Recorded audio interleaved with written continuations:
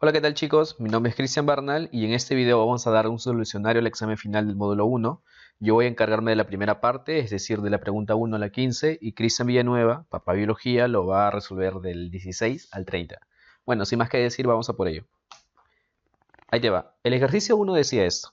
En 1976, ciertos investigadores desarrollaron nuevos insecticidas modificando azúcares con cloro, y justamente son los que se observan aquí en esta imagen. ¿Ya? ¿Qué más dice? Un joven miembro del equipo malentendió las instrucciones de probar una nueva molécula creyendo que debía probarla con la lengua. Afortunadamente la molécula no era tóxica, sino dulce y llegó a ser el aditivo alimenticio llamada sucralosa. La sucralosa tiene 3 átomos de cloro en lugar de 3 grupos hidroxilo en la sacarosa. Los átomos de cloro altamente electronegativos hacen que la sucralosa sea también electronegativa. La sucralosa se enlaza fuertemente con los receptores de sabor dulce de la lengua, esa parte es importante, siendo percibida por el cerebro unas 600 veces más dulce que la sacarosa. Bueno, la pregunta al fin y al cabo, ¿cuál es? ¿Qué característica de los seres vivos manifestó el joven? Para no ser tan largo el video, lo que vamos a hacer es esto. Voy a darte las partes claves del texto de la pregunta para que de ese modo tú puedas afinar el sentido de cómo hacer las deco, ¿ya? Mira, ¿qué es lo importante de esta lectura? Esta parte de aquí, mira. Un joven miembro del equipo malentendió las instrucciones de probar una nueva molécula creyendo que debía probarla con la lengua. Es decir, él, en vez de probar el aditivo en otro lugar, él lo prueba con la lengua. Y por esta parte de acá, ¿qué cosa dice? La sucralosa se enlaza fuertemente con los receptores del sabor de la lengua. Entonces, al probar la sucralosa, el joven percibe dicho sabor de la sucralosa. Entonces, ¿qué característica de los seres vivos manifiesta el joven? Bueno, el estímulo es haber probado esta sucralosa. ¿Cuál es el estímulo? Percibirla. Percibe que es muy, muy, muy dulce. Ya sabes, estímulo-respuesta, irritabilidad. Eso es lo importante de esta pregunta de eco, que por acá te dice qué ocurrió, el escenario, y por acá te dice en sí qué ocurre en la reacción que se lleva a cabo. A ver, ejercicio 2. Las células deben responder con rapidez. Bueno, yo creo que ya lo has leído, así que voy a pasar a la parte más importante. ¿Qué es lo importante de este texto? Lo de aquí. Los líquidos corporales permanecen con un pH constante porque están amortiguados. Un sistema amortiguador es un conjunto de productos químicos, a menudo un ácido o base débil y su sal, quienes mantienen el pH de una solución estable. Ahora bien, funciona porque los dos productos químicos donan y aceptan iones que contribuyen al ya claro. De este modo los buffers contribuyen también con la característica ya. ¿Yo por qué lo he subrayado aquí? Fácil, porque los buffers se refieren al sistema amortiguador. Y como acá te indica que están manteniendo un pH constante, es decir, un pH equilibrado, eso contribuye lógicamente a la característica denominada homeostasis, que se refiere básicamente al equilibrio interno. El ejercicio 3 dice esto. En las etapas tempranas, bueno, vamos a pasar a lo que realmente me importa del texto, mire. En las etapas tempranas, el embrión de pato silvestre del humano o de cualquier otro vertebrado no es macho ni hembra. Cuando comienza a fabricar ciertas hormonas, ojo ahí, ciertas hormonas, un conjunto de túbulos y ductos se transforman en órganos sexuales y se desarrollan los caracteres masculinos. En la pregunta dice, ¿a qué hormona se refiere? Y recuerda que lo subrayo ¿por qué? Porque esta pregunta se refiere a lo que te acaban de decir aquí. Estas hormonas a las cuales se refiere la pregunta, en realidad ¿qué cosas están haciendo? Un conjunto de ya están estimulando la formación de los ductos en órganos sexuales. Entonces, esta hormona, la encargada de hacer eso, ¿cuál sería?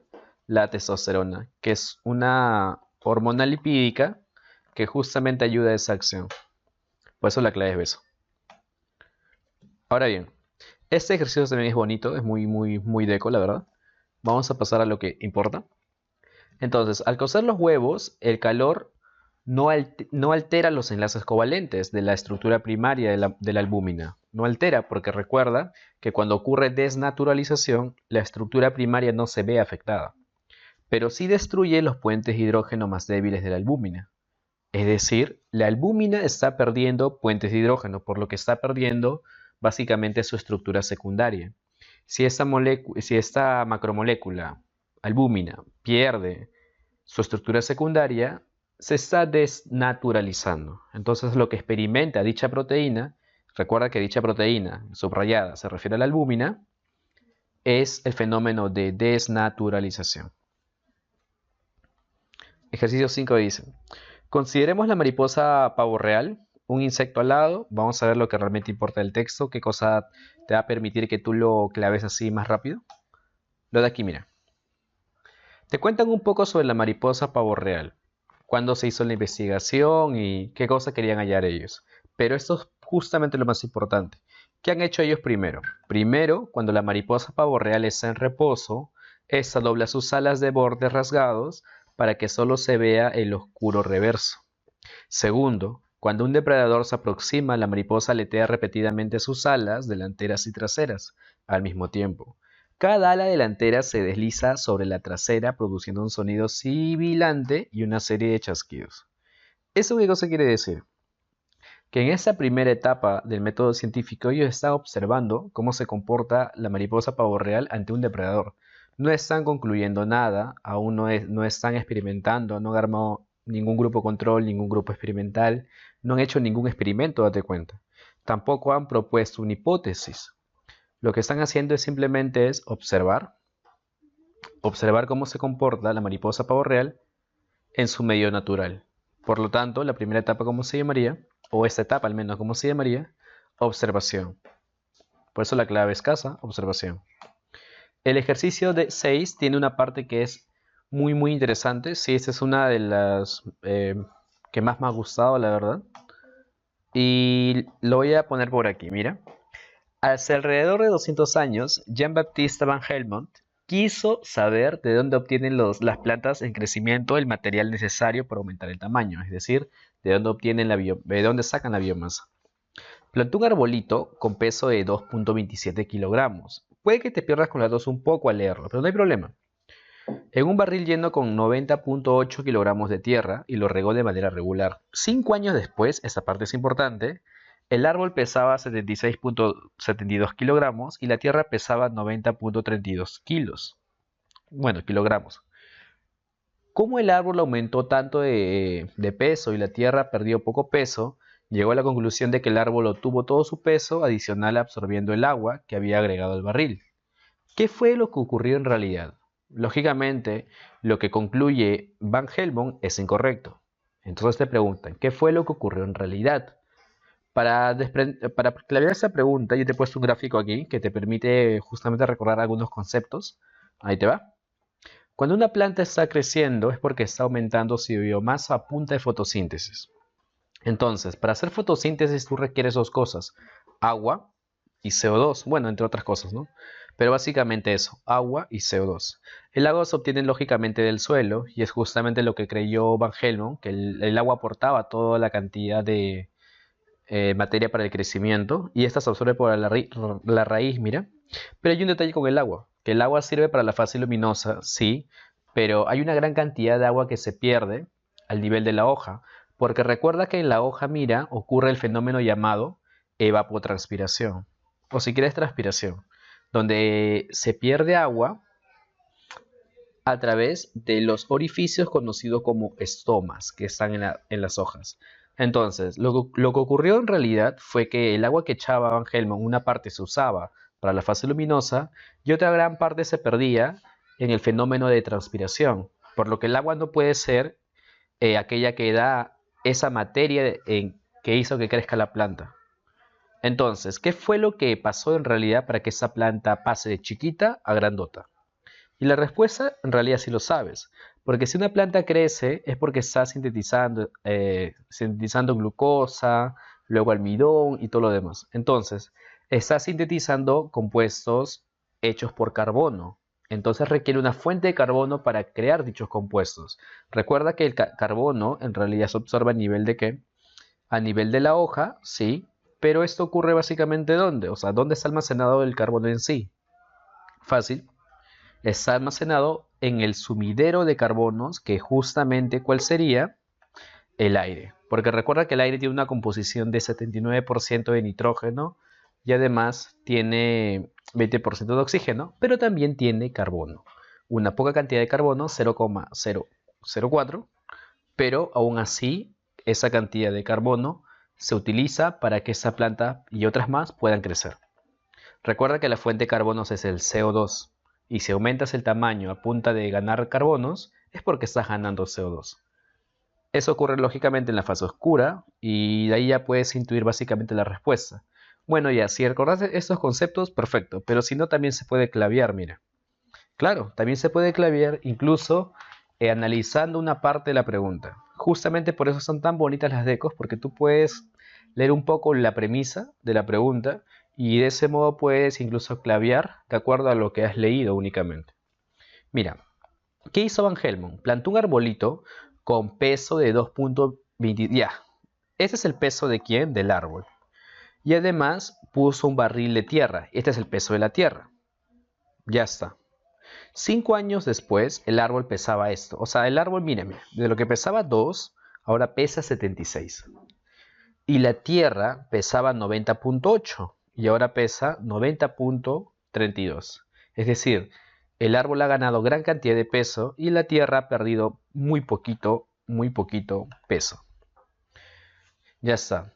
Ahora recordemos algo. Él estaba regando constantemente y él creyó justamente que por esa razón, como no veía el agua en sí, pensó que el agua daba la cantidad de ganancia que tenía la planta, pero no fue tanto así, ¿sí o no? Porque si la planta creció fue porque el aire en realidad daba el CO2. Recuerda que el anhídrido carbónico en realidad es el CO2, el dióxido de carbono. Y ese gas es el responsable del aumento del peso del árbol porque justamente ese gas se usa en la fase oscura de las plantas para formar glucosa. Por eso la clave es avión. La siguiente dice, y estamos en la 7 ya. Un tesista decir ya. ¿Qué es lo interesante de esa pregunta? La parte de aquí. Leer todo lo que hizo el tesista es muy chévere, lógicamente. Pero mira, acá dice algo. ¿En qué macromolécula podría encontrar dicho carbono con isótopo 14? De isótopo 14. Muchos de ustedes marcaron glucosa o marcarían glucosa. ¿Por qué? Porque la glucosa es lo sintetizado en la fase oscura, obviamente, de la fotosíntesis. Sin embargo, como la pregunta es de eco, recuerda que a veces hay que intuir básicamente lo que quiere la pregunta en sí, es que te pide la macromolécula. Y una macromolécula es el almidón de todas las claves, porque la glucosa pertenece al nivel molecular. La sacarosa pertenece al nivel molecular también, y la ATP también es una molécula. La única que es macromolécula y que tiene carbonos es el almidón. Por eso la clave es almidón.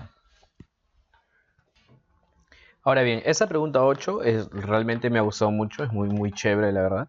Mira, ¿cómo se analizan estos tipos de gráficos? Este es un típico gráfico de bioquímica, lo vamos a analizar de este modo, ¿ya? Te voy a dar todas las instrucciones por si viene otro estilo de pregunta con un gráfico similar en tu examen de admisión o algo así. A ver, vamos a ver. Vamos a ver cómo se analiza esto. Por este lado del eje X tienes al pH, que tiene un valor en esto de aquí de 0 a 10. Obviamente sabemos que el pH puede llegar a 14 y así. Pero en este gráfico está de 0 a 10. Ahora recuerda, por ese eje Y está la velocidad de reacción. Y la velocidad de reacción está básicamente aumentando a medida que sube esto de aquí. Ya, ahora sí. Si tú vas para la derecha, aumenta el pH. Si tú subes, aumenta la velocidad de reacción. Lógicamente, la velocidad de reacción tiene una velocidad de reacción máxima. Esa velocidad de reacción máxima es el punto, el pico de esta curva. ¿Viste el detalle? Para esta enzima, la velocidad máxima es esta de aquí. Para esa enzima es esta de aquí, el pico, y para la mayoría de enzimas es este pico de aquí. Cuando se alcanza la velocidad máxima, y esto no te preguntan, pero podrían preguntarte en alguna otra pregunta de eco, cuando esta enzima, por ejemplo, alcanza su velocidad máxima, se dice que está en su máxima eficiencia, o sea, está en su forma óptima, ¿ya? Está en su grado óptimo. Entonces, la velocidad máxima tiene este valor, pero esta velocidad máxima se ha alcanzado ¿cuándo? Cuando se tiene este pH. ¿Qué te quiero decir? Que la pepsina alcanza su óptimo, su velocidad máxima, cuando alcanza el pH básicamente de 2. A ese valor su velocidad es máxima. Si el pH no es 2, sino más bien es 1, mira, la velocidad está por aquí. O sea, esta velocidad es ciertamente baja. Pero si el pH aumenta mucho, o no sé, en valor de 3, mira, también está básicamente una velocidad muy baja, ¿sí o no? Entonces, por esa razón, la clave no puede ser beso, porque dice, cada vez que se aumenta el pH, la velocidad de reacción aumenta. No, porque es cierto que la velocidad de reacción, mira, aumenta cuando aumenta el pH de 0 a 2, pero cuando el pH aumenta de 2 a 4, la velocidad ya no aumenta, sino más bien disminuye. Por esa razón, la clave B no puede ser. Muchos de ustedes marcó beso, pero ya te expliqué por qué no puede ser eso. Ahora bien, recuerda, ¿cuál es el pH óptimo para esta tripsina? Se refiere al pH óptimo cuando la tripsina está actuando a su velocidad máxima. Entonces, el pH óptimo para esta tripsina, mira, es este valor de pH conocido como 8. Por lo tanto, si está por aquí pH 7, la tripsina no está actuando a su velocidad máxima, sino más bien una velocidad menor. Si están a pH 9, la tripsina tampoco está actuando a su velocidad máxima, sino más bien está actuando a un valor menor. ¿Qué te quiero decir? Que la eficiencia de la enzima aumenta a medida que se acerca a su nivel óptimo. Entonces, otra cosa que debes recordar para poder clavear este tipo de gráficos es lo siguiente. Esta campanita que está por aquí, mira, es una curva que te dice cómo se comporta esta enzima de acuerdo al pH. ¿Ya? Si la curva va de 0 a 4, significaría que ese es el rango de acción de la pepsina. Por lo tanto, 5, 6, valores de 5, 6, 7, 8, 9, 10 de pH no se observan en esta pepsina. ¿Por qué? Porque esta pepsina no actúa a esos pHs. Al igual que la tripsina no puede actuar a pH 1, porque su rango de acción va de 5,6 a 10. Por lo tanto, la clave acá, ¿cuál sería? La clave D, porque si colocas a la pepsina, la cual actúa de 0 a 4 únicamente, en una solución de pH 8, no puede actuar. ¿Por qué? Porque su rango de acción es de 0 a 4. Por eso la clave es dedo. Ahora bien, ejercicio 9. En el ejercicio 9, lo más relevante de esto es que tú recuerdes un detalle. Te han puesto esta reacción, ¿con qué sentido? De que tú observes que el dióxido de carbono, mira, que es el que tiene el carbono, va a formar la glucosa, mientras que el agua va a formar el oxígeno. ¿Dónde quedan los hidrógenos del agua? Aquí. Los coge el CO2 para formar glucosa. Ahora bien, ¿qué podrías decir respecto a esta reacción? Mira, ¿la glucosa es la forma reducida del dióxido de carbono? Sí, porque recuerda que la fuente de carbono es el CO2, pero la fuente de electrones y protones, ¿cuál es? El agua. Es decir, si el agua es una fuente, el agua va a perder electrones, por lo que el agua se está oxidando. Y si esa molécula se oxida, quiere decir que ésta se reduce. Entonces, si el dióxido de carbono se reduce y el dióxido de carbono forma glucosa, la glucosa es la forma reducida del dióxido de carbono. Por eso la clave es dedo. Vamos a ver por qué no es la clave la otra. Vamos a ver, ¿ya? La A dice, ¿el dióxido de carbono actúa como un agente reductor? No. ¿Por qué? Porque el dióxido de carbono es en realidad quien se está reduciendo. No puede actuar como agente reductor. Recuerda tu clase de química. B dice, ¿en la reacción el oxígeno representa la forma reducida del agua? No, pues, porque el oxígeno es la forma oxidada del agua. Recuerda que el agua va a perder electrones, el agua se va a oxidar. Entonces es la forma oxidada del agua. Eso está mal. ¿El oxígeno proviene? No, pues no, porque el oxígeno proviene del agua. Por eso la clave es dedo. A ver, vamos a ver. Esta pregunta está más rápida. Esta lagartija basilisco, es una lagartija muy ejemplificada en libros de biología. Esta puede patinar sobre el agua, evidentemente, como se observa en la foto. Pero ¿qué propiedad del agua permite que él pueda hacer eso? Y la clave, ¿cuál sería? Tensión superficial. lógicamente sería tensión superficial. La tensión superficial es la fuerza que ejerce el agua en sus películas de la superficie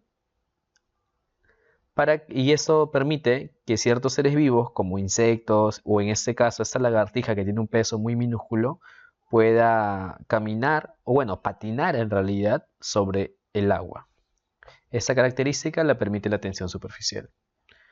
Ya, a ver, mira, si uno recuerda bien este detalle, eh, la pregunta que viene a la mente es esta, ¿no? Una diferencia entre las primeras y las segundas. Bueno, una diferencia entre arqueas y procariotas justamente es que la membrana plasmática de las arqueas presentan éteres de glicerol. Sí, efectivamente, como se observa en la siguiente imagen. Mira, las bacterias y las eucariotas tienen una típica membrana de bicapa lipídica. Sí, donde hay ácidos grasos y además, ¿qué cosa hay? El grupo fosfato que conforma fosfolípidos. En el caso de aquí, básicamente no es tanto así. ¿Por qué? Porque acá existen éteres de glicerol. Sí, el enlace aquí no es éster, tal cual como ocurre acá en las membranas típicas. En el caso de las arqueas, el enlace es tipo éter y están unidos a glicerol. Por lo tanto, acá son éteres de glicerol y por eso la clave es la que te mencionamos aquí. Las arqueas presentan éteres de glicerol en la membrana, a diferencia de las bacterias normales que presentan ácidos grasos, al igual que las eucariotas. Por eso la clave es esa.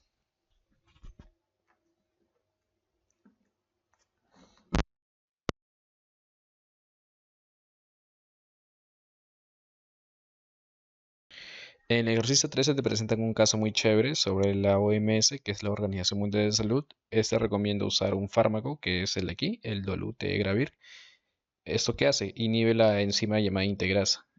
Y te piden cuál es la acción del fármaco, ¿no? ¿Qué cosa tiene como consecuencia usar este fármaco? Entonces, para responder esta pregunta hay que saber qué cosa hace la enzima integrasa. Te ponen un gráfico también, esto viene en la pregunta. Recuerda que la integrasa en realidad qué cosa hace. Permite la unión del ADN del VIH con el ADN de la célula infectada. Por lo tanto, si esta enzima ya no está, es decir, si esta enzima es inhibida, ya no se puede unir el ADN del VIH con el ADN de la célula infectada. Ahora recuerda un detalle más. En realidad, el ADN se creó por retrotranscripción del virus del VIH, porque recuerda que el virus del VIH en realidad presenta ARN. Quizá por ahí te confundiste un poco y no marcaste la clave correcta. Entonces, siguiendo esa premisa, la clave sería la clave C, porque si ya no actúa la enzima integrasa, que es la que une el ADN viral con el ADN de la célula infectada, se bloquea de ese modo el ciclo lisogénico. Por eso la clave es casa. Ahora la 14 también está ahí, como que chévere. Vamos a ver por qué la clave es esa. A ver, mira. Un biólogo marino descubre una nueva especie. Ya está, ya está. ¿Dónde la encontró? En las profundidades oceánicas. Por ello concluye que dicha especie prefiere el agua sobrecalentada, que brota del fondo oceánico. ¿Cómo tú sabes que esa especie es procariota, bacteria, arquea o lo que fuera? Mira, para comenzar, la pregunta ya te dice mucho. Si te dicen esto, ¿a qué dominio pertenecería esta especie? Bueno, ¿a qué dominio pertenece? ¿Cuántos dominios existen? Por acá los vimos. Existen básicamente tres dominios. El dominio bacteria, el dominio archaea y el dominio eucaria. Entonces, si existen tres dominios, tú no podrías marcar avión, porque procariota no es un dominio. ¿Cuáles son dominios en las claves? Beso o casa. Para los que marcaron avión, en realidad no entendiste a lo que se refería la pregunta, porque te preguntan el dominio en sí. Es decir, esa arqueobacteria sí es procariota, no tiene núcleo, efectivamente, es procariota. Pero no te piden eso, te piden a qué dominio. ¿A qué dominio pertenece? Al dominio arquea. Ahora, ¿cómo sabrías si es arquea o bacteria? Fácil. Las arqueas en realidad son extremófilas, es decir, enfrentan condiciones muy pero muy adversas. Una de ellas está en el fondo oceánico. ¿Cómo yo sé que el fondo oceánico es una condición muy adversa? A ver, a medida que tú te sumerges bajo el agua, la presión que ejerce el agua sobre ti aumenta. ¿Cómo se le llama eso? Presión hidrostática. Mientras más te adentres al fondo, al fondo, más presión sientes. Es por esa razón que estas arqueobacterias tienen esta forma aplanada, porque el peso del agua, la presión que ejerce el peso del agua, hace eso con estas bacterias. Si tú recuerdas haber visto algún documental o algo sobre peces que habitan en fondos marinos o peces que habitan, ¿no? A mayores profundidades, cada vez son más feos. ¿Por qué? Porque son más aplanados, justamente por el peso del agua. Pero bueno, ya. Como está en el fondo oceánico, ¿eso qué sería? Una arqueobacteria. Entonces, mira, además te dicen, la composición circular de las bicapas de los lípidos de las arqueas, acá te dicen que es arquea. Por lo tanto, la clave sería arqueobacteria. Ya sea porque lo recuerdas por el fondo oceánico o porque acá te lo dicen, mira. Lo curioso de esto es que te preguntan el dominio, por eso la clave es beso y no puede ser avión. Si marcaste A y B, también es válido porque pudiste haber pensado de este modo, ¿no? Corrígeme si me equivoco. Ya está bien. ¿Las arqueas son procariotas? Sí, sí lo son. ¿Y no dejan de ser arqueas? Claro, entonces debe ser A y B.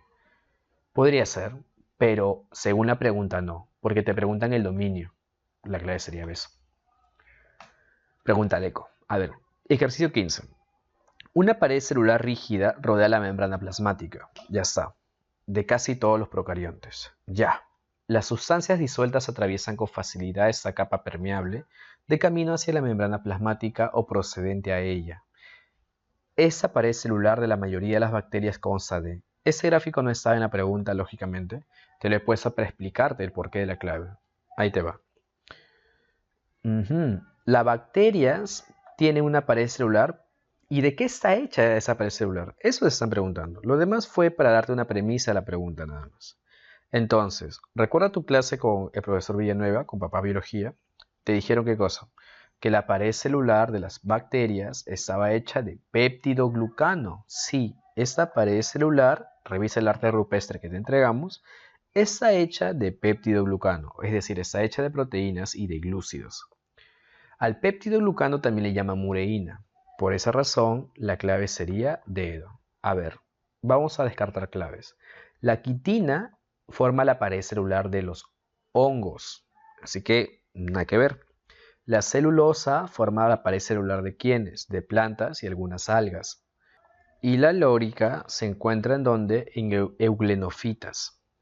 Bueno, por ahí va el asunto.